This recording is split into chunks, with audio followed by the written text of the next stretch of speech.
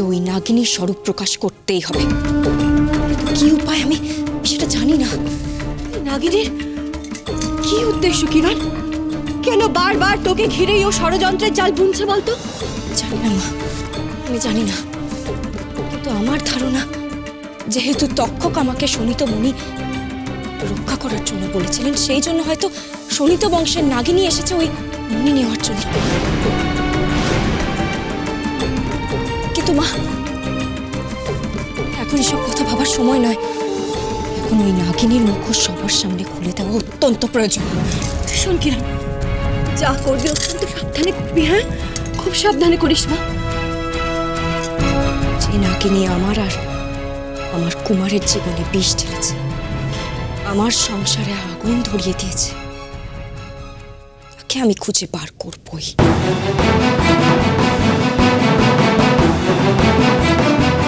আমি জানি কি তুই ঠিক পারবি। তুই নাগিনীর স্বরূপ সবার সামনে টেনে আনতে তুই ঠিক পারবি। আমার আর তোর বাবার আশীর্বাদ সব সময় তোর সাথে আছে। তুই দেখিস সব ঠিক হয়ে যাবে, সব ঠিক হয়ে যাবে, সব ঠিক হয়ে যাবে।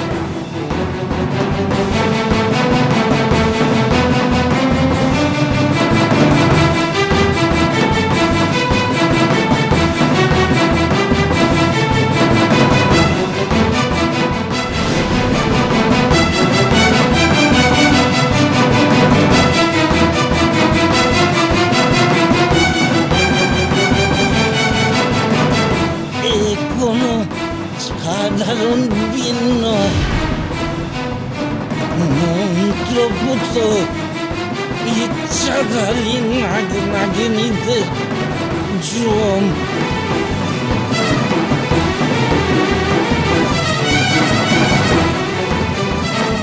তুমি এবার আমার হাত থেকে রেহাই পাবে না রাজকুমারী মোহিনী।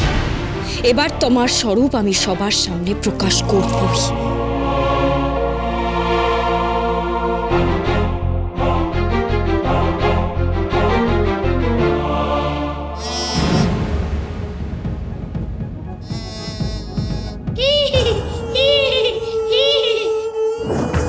কে কে এখানে?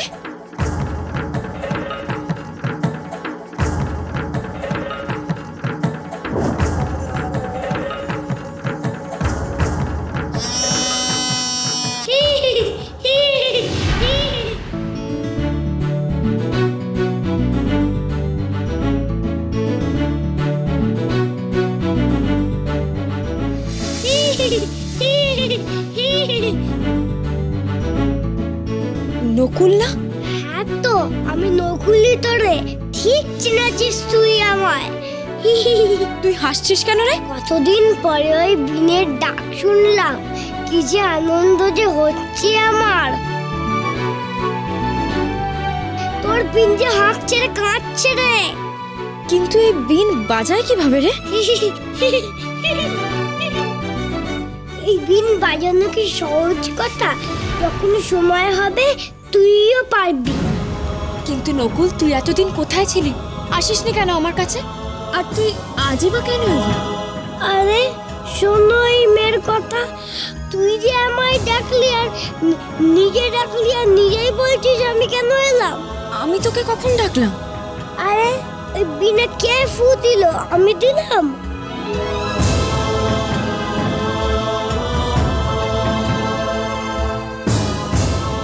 ওই বিনে মন্ত্র পড়া আছে রে। ওই বিনে ফু দিলেই আমি এসে যাব। কিন্তু ওই বিন ঠিক মতো না বাজাতে পারলে আমি যে তোর হব না। আর এই বিন ঠিক মতো বাজাতে পারলে তুই আমার হবি নকুল? হ্যাঁ। আর কি হয় এই বিনে? শোনো কথা, এতে কিছুই জানে না, একদম বোকা। শোন শোন, ওই ইচ্ছাধারী নাগিনীকে বশ করা যায় ওই বিন দিয়ে।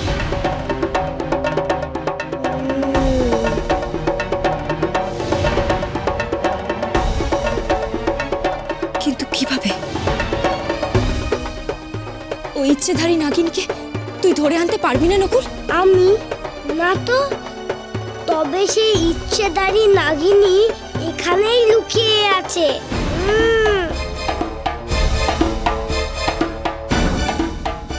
আমি ওই নাগিনীকে ধরতে চাই। তুই কি আমাকে সাহায্য করবি নকুল? ওই নাগিনীকে ধরা সহজ কাজ নয়, তবে একটা উপায় আছে। কি উপায়? কি উপায় বল?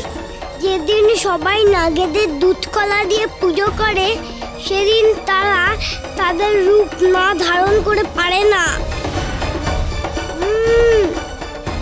পুজোর জায়গায় এসে ঘুরঘুর করে। আমি বেদেদের বসতিতে দেখেছি রে। কোন বিশেষ পুজোর দিন বল? বল নকুল, বল আমাকে। আরে এর মাথায় কি গোবর পড়া আছে নাকি?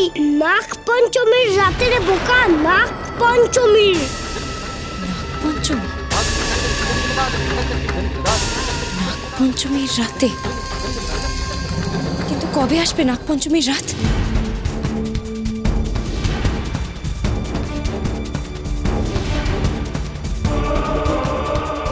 নকুল, কিরণ,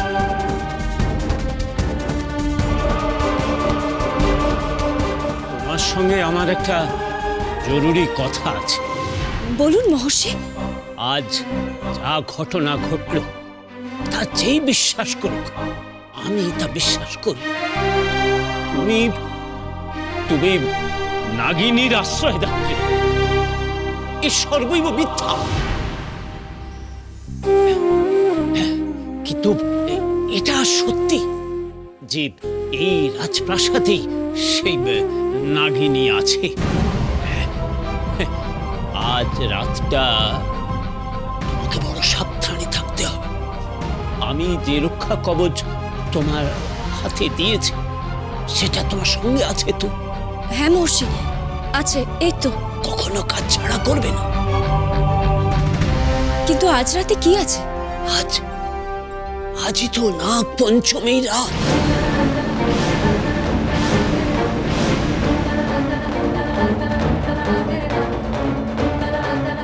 নাগ পঞ্চমীর রাতে রে বোকা, নাগ পঞ্চমীর।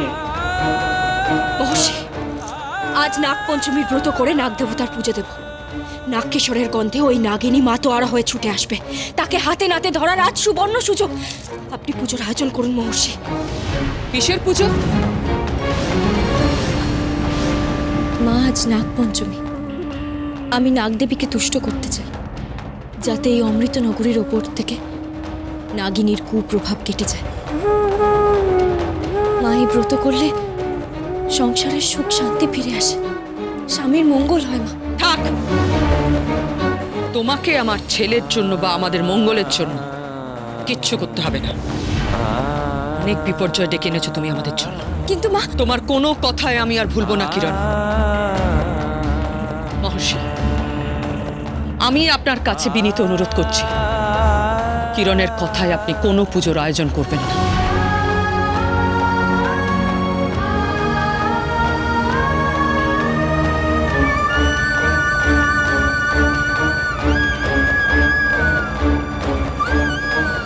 আমাকে বিশ্বাস করুন, আমি নির্দোষ। তোমাকেই তো বিশ্বাস করতে চেয়েছিলাম কিরণ, তোমাকেই তো বিশ্বাস করেছিলাম আমি। কিন্তু সেই বিশ্বাসের কোনো মর্যাদা তুমি রাখো না। একটার পর একটা ঘটনায় আমার সেই বিশ্বাসের ভিতটা একেবারে টলিয়ে দিয়েছে। আজ রাতে তুমি এই কক্ষ কোনোভাবেই ত্যাগ করবে না।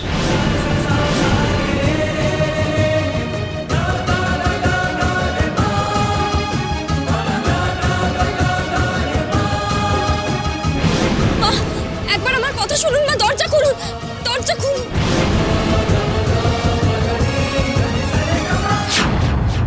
কে সেই ইচ্ছেধারী নাগিনী? যার কথা আমি বারবার আপনাদের বলার চেষ্টা করেছিলাম, কিন্তু আপনারা কেউ আমার কথা বিশ্বাস করেননি।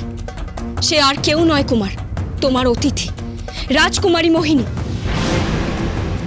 আর তাকে আমি বন্দি করে রেখেছি ওই টুকরিতে। সর্বনাশ! কিরণমালা যে আজই সবার সামনে নাগিনীর স্বরূপ প্রকাশ করে দেবে।